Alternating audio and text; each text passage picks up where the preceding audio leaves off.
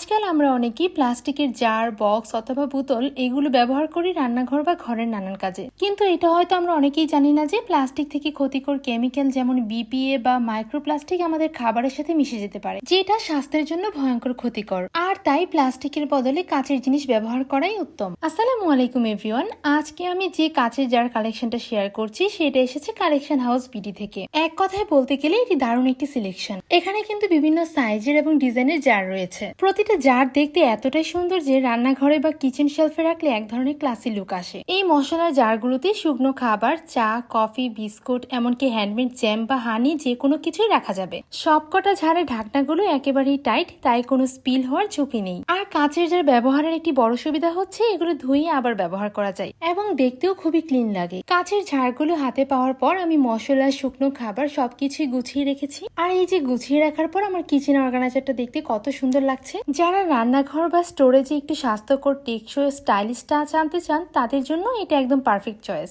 যারা বিভিন্ন সাইজের এবং ডিজাইনের কাঁচের জার অর্ডার করতে চান তারা কিন্তু কালেকশন হাউস ভিডি থেকে অর্ডার করতে পারেন। ধন্যবাদ সবাইকে, আল্লাহ হাফেজ।